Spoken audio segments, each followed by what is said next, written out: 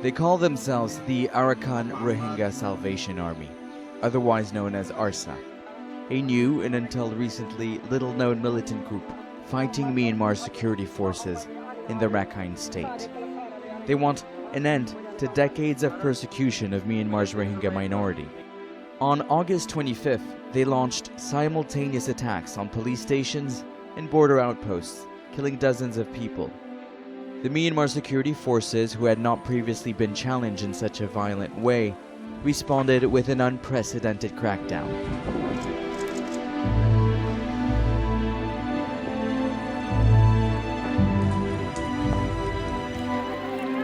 Since then, Rohingyas keep pouring through the border into Bangladesh,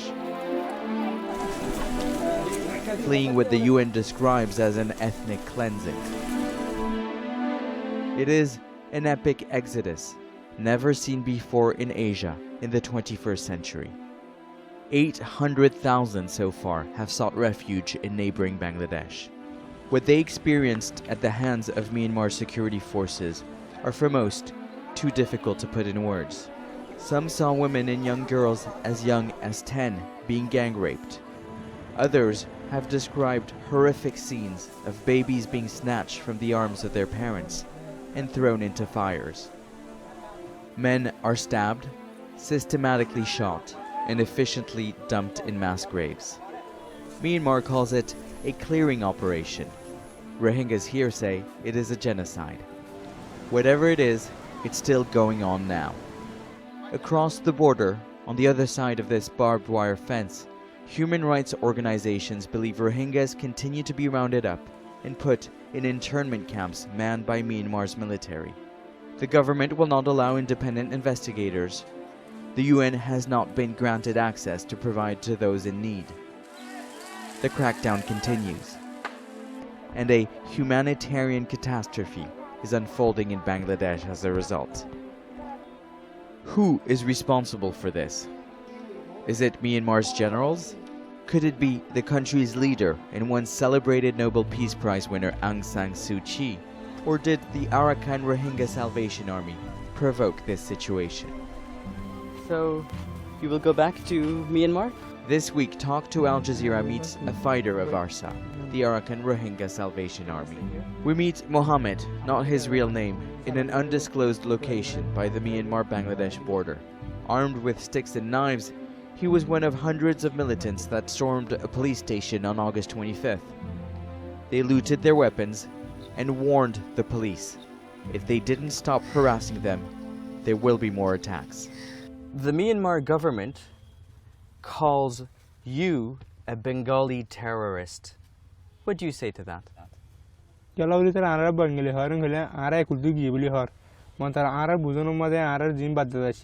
Ara jedun manu pura yeda hatna as kolase itara hodna ara Rohingya ara fanjina sin Rohingya indil ara Rohingya diya ara sabun ara ki dehavari mun mani jendilla chokto indilla pathor gila he ara dondor raja kola sili tar mosoita se ahon tarar gorbari kol ase indilla kesu kesu barma gormone ki gori hole destroy gori hole bai phale eta ar kesu kesu ase yan loyere ara Rohingya diya ara sabuta se.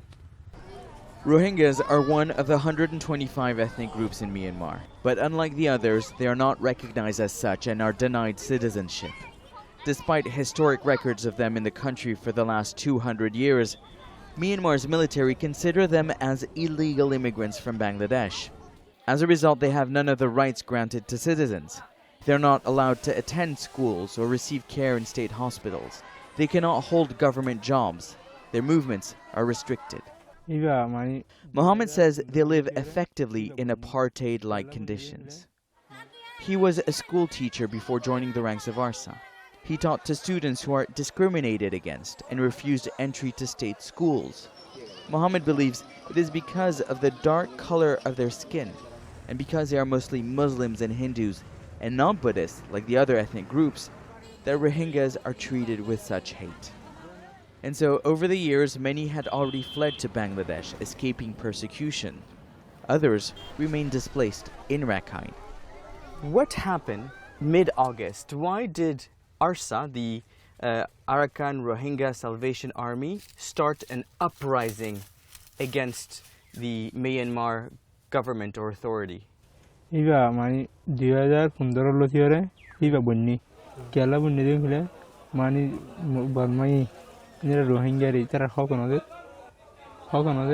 baadaru dolla billa zulum okul gore zulum gutti tara kom ar Rohingya kom dina sin pura dibala bala sadwa lawliare iba 2015 made mani gura point leri iba bunni di hokle bala heri. In the last 3 years, clashes between Muslim Rohingyas and Buddhists, as well as the security forces, have intensified. An advisory commission made up of members of civil society, led by former UN Secretary General KOFI ANNAN, was appointed to look into the conflict. That the situation in Rakhine has become untenable and that fresh ideas and new approaches are urgently needed to end the recurring cycles of violence, poverty, and radicalization. Despite Annan's appeal for renewed dialogue and peace, a day after this statement, ARSA launched its attack. They say to draw attention to their plight. Kofi Annan made this report asking the Myanmar government to create safe zones for the Rohingyas. Why the need for an armed group inside the Rakhine state? Kala hangule Rohingya hodi nari hono hokutu marungul hole hokutu marungul mani dedun gyakolasi jatulilla kumar kolasi mani akware hole hota mo gya hodi dedun nagorita kolasi itara dogurilo nasala onno kom eduro made musulman dia na lawliori itarari honakada akware bhatanode honakada hamuguttonodi yana juriya taraki ujide. What do you want? What does your armed group want? Aratu kelawni kimono horing hole mane aratu ara rightam hole pura yare hono kesuna lagan aratu Rohingya nationality lere enila Burma made arat yarage generation ru taki mane enila bidihutu force kol lere enila aratai felle aratu shanti ar kesuna lagan mane aralita tu attack garanu kesu garanu. The group is led by this man, Ataullah, a Rohingya born in exile in Karachi, Pakistan. He grew up in Saudi Arabia before moving back to the Rakhine to head the movement. There had been armed groups before, but none as successful as ARSA. The group was created after the 2012 Rakhine state riots. What started as a small dispute between dozens of Rohingya Muslims and local Buddhists turned, in a matter of weeks, into a nationwide crackdown against Muslims in Myanmar, regardless of their ethnicity. In the Rakhine, non-Muslim Rohingyas like Hindus were also targeted. Thousands fled by boat to Malaysia and Indonesia. The then-President Thein Sein suggested the resettlement of all of them abroad. Now in Bangladesh, among the Rohingya refugees are many Hindus. They too continue to flee the persecution they face in their homeland. The militant group was first called Rakhine, meaning movement of faith. You changed your name from Al Yaqeen, which was a Muslim-inspired organization, to the Arakan Rohingya Salvation Army. Why? Are you a religious-based movement? Mani Ziba Arakan Rohingya Salvation Army hoy bas chirip Rohingya protect gori bala buliari mani son bala buliare Rohingya son bala buliari ba uttedi yaran naam Arakada hono mosod nai bana Rohingya son libo hokke ne bhaibu. For the last 69 years, Myanmar's army is fighting 8 insurgencies in what is best described as the world's longest civil war. Unlike the other rebellions, the fight against Rohingyas have unified the various other ethnic groups. Buddhist monks have made vitriolic speeches targeting Rohingya Muslims. The matter of fact is, they are not people from our country. They are migrants and expand by breeding their tribe in our country. Buddhism is more than a religion. It's the nation's identity. Monks are the moral authority. With the return to democracy in 2012 came freedom of speech. Some Buddhist monks have used this new freedom to spread hate speech using social media. They fear that the Buddhist fabric is under attack from Muslims and Rohingyas. The Kofi Annan report recommends the government to create much-needed legislation against hate speech. 66D is a law that makes defamation criminal. It's been used to jail journalists critical of the government, not monks spreading hate. Among those targeting Muslims are former political prisoners and members of Aung San Suu Kyi's party, the National League for Democracy. The celebrated Nobel Peace Prize laureate spent 15 years in house arrest before being elected member of parliament. In an interview with Al Jazeera in 2013, she laid out her vision of Myanmar and her focus on human rights. The Rohingya are being very badly persecuted at the moment. How do you feel about that? I'm not happy about it. I'm not happy about the fact that there should be such tension in our country. And also, I'm unhappy about the fact that there's so much focus on these troubles that it is difficult for us to resolve them calmly. With so much attention focused on the tension, the violence, the disagreements, it is very difficult for us to work out a peaceful and happy solution for all sides. This is a great worry for us in this world today. Nothing can be sorted out peacefully because anything that happens anywhere becomes a focus of tremendous global attention. And sometimes I think we do need a bit of quiet and a bit of space in which to resolve our very, very complicated problems. Would you like to help them? I would like to help them, of course. I would like to help to achieve a situation in Burma of which we can be proud.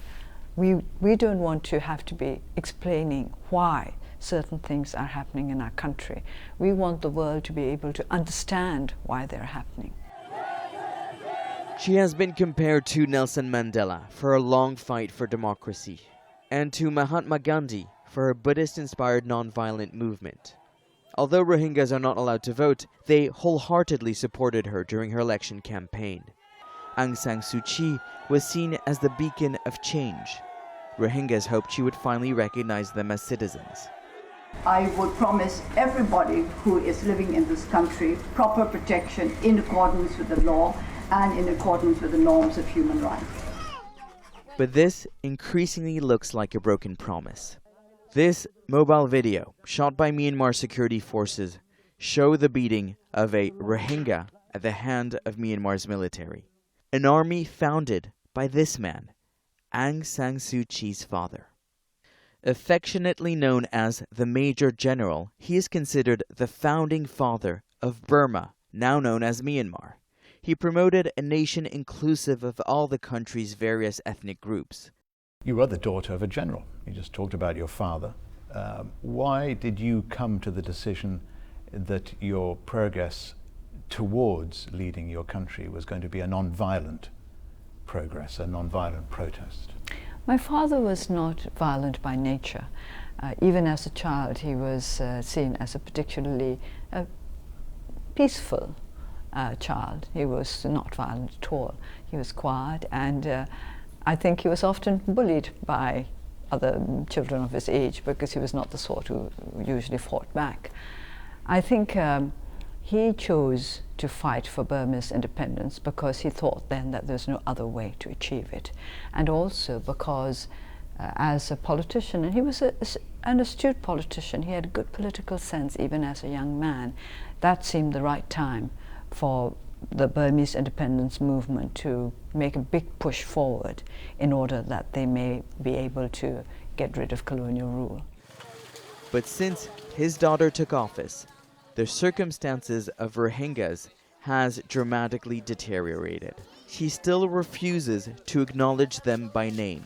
Spokesmen for her office prefer the term Bengali, which implies that the Rohingya are illegal immigrants despite being born in Myanmar. You supported Aung San Suu Kyi. Now that she is the leader of Myanmar, do you still support her? Iba ara baras gaya gori support gori ba diyo iba ara honakada kinorer mani Rohingya hodi nora honakada halgo noder honakada right lu noder yataba honak right lu noder arendina ara manishora honakada hamu madi dete noder alom fulli alom futron arari yana lawliere inoddi. Why the need for an armed group inside the Rakhine state? Kela hengole Rohingya hodi nari hono hokutu marungri fele hokutu marungri mani dedun gyakolasi jatulilla kumarkolasi mani akware mere hota mo gya hodi dedun nagorita kolasi itara dogori no sala onno kom eduro made musulman dia na lawliori itarari honakada akware bachonode honakada hamuguttonodi. Aung San Suu Kyi is the head of the civilian government. She shares power with the very people who had put her in jail years earlier, Myanmar's generals. It is an uneasy balance. Since the return to democracy, military operations against insurgent groups, including the Rohingyas, have increased. As a result, 600,000 people have been internally displaced. Earlier this year, one of Suu Kyi's close advisors, U Ko Ni, a Muslim lawyer tasked with changing a constitution favoring the military, was assassinated in broad daylight. The killers were soldiers, perhaps a warning to those wanting to reduce the power of the generals. The security forces have been instructed to adhere strictly to the code of conduct in carrying out security operations, to exercise all due restraint, and to take full measures to avoid collateral damage and the harming of innocent civilians. These are satellite images of Rohingya villages just days after her speech. And this is a week later. Amnesty International accused the security forces of a scorched earth campaign, burning villages to the ground. Human Rights Watch compiled testimonies of tens of thousands of young women being raped by Myanmar forces. My baby was thrown into the fire and then they raped me. I feel like I'm burning on the inside. Documented hundreds of men rounded up and killed and dumped into mass graves. For Amnesty International, this evidence amounts to crimes against humanity. The United Nations High Commissioner for Human Rights calls it a textbook case of ethnic cleansing. The authorities in Myanmar must end the military operations, allow unhindered humanitarian access, and recognize the right of refugees to return in safety and dignity. And they must also address the grievances of the Rohingya, whose status has been left unresolved for far too long. Sono arrivate tristi notizie sulla persecuzione della minoranza religiosa, i nostri fratelli Rohingya. Vorrei esprimere tutta la mia vicinanza a loro e tutti noi chiediamo al Signore di salvarli e suscitare uomini e donne di buona volontà in loro aiuto, che le diano i pieni diritti.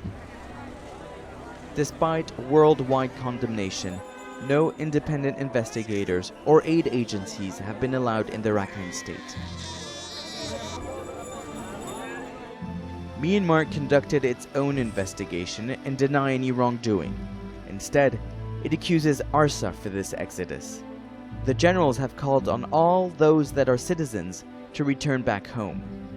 But most Rohingyas have no documentation. They are considered illegal immigrants. Few can actually take up this offer. The military placed booby traps along the border, preventing people to come back. Given this situation where there are landmines on the Myanmar side of the border and hundreds of thousands of people that have fled across to Bangladesh, what will your armed group do now? Ara tura muna dani dikhalan besissa manus Rohingya kore farayere Bangladesh madi shengale kellan khole mane zulum shoyne harer gor furadi feler bad beriyan rap gorer women kore bad gura phane ko mari feler bura buri ko jara di feler bad alamdar kore phanna hochche noder. ARSA's founder grew up in Saudi Arabia, but it is not known whether there is a Saudi role in the organization. It has the backing of Rohingya refugees who live in Saudi Arabia and elsewhere in the Muslim world. The International Crisis Group believes there are hundreds of Rohingya fighters inside Myanmar. Tell us about the situation with Ataullah, your leader. Is he alive, and where is he? iba olnya mane toder arkan iba guru Rohingya iba mane arkanor. Are you equipped? Do you have arms? Do you have support? Do you have money? Aratu mane begun lager nila armiyete mane nila soru samana tiang hosha begun aratu lager ara hin na fajjata labulere ara hekul pe kulesi mane ara din nila dilo hanakana tu hadele ekule jara asidi jara ki geribo gara horden goribo. Have your fighters received any training? Where? In Rakhine State? Rakhine State. In September, ARSA announced a ceasefire, hoping this would allow humanitarians to access the area. However, no foreign aid has been allowed in the Rakhine. Despite worldwide criticism, the clearing operation continues, backed by two important regional powers, China and India. The two economic rivals don't see eye to eye on much, but they both support Myanmar's government, providing it with the military equipment used in this crackdown. Prime Minister Modi, in a visit to Myanmar, expressed concerns over the rise of extremism, pointing the blame on Rohingyas. India too has pushed back some of the Rohingya refugees in its own country. China, a permanent member of the UN Security Council, has consistently sided with Myanmar, preventing a strong resolution to be voted in. Both share land borders with the country and have vested interests. India plans to build a 1,360-kilometer highway connecting it to Thailand. It has signed agreements on preferential trade of minerals, found mostly in the Rakhine State itself. China wants to build a deep seaport, also in the Rakhine State, in order to make merchant travel to Europe and North America faster. Human rights groups fear the clearing operation of Rohingya villages is to free up land that will be used for China and India's investment projects. In November, Aung San Suu Kyi finally made her first visit to the affected area. She came not with humanitarian aid or independent observers, but with a few government officials and a large cohort of business leaders and tycoons. The message is clear. This is about business first. There are still a lot of men that are left inside the Rakhine State right now. Most of the people that we see here are women and children. Are these men preparing more attacks? Eta goribar mani planning jilawa arare jodi mani mar dehile etuno moi tar goribar planning erdi. How far are the fighters of your group willing to go in order to ensure your rights? Nile aratu right yan jodi mani ita tu fajele bahut dur na lagbo aratu jedur shakti lage hedur ara shakti nai ya na labule aratu kilade ita lele deri ladi ono bahut deri hana laibo don ita tu mani soyam fight aratu nile dunia jodi hanakan deshe jodi moda take dele mani hamujebi. Are you willing to do suicide attacks? Suicide bombings? Nile gori.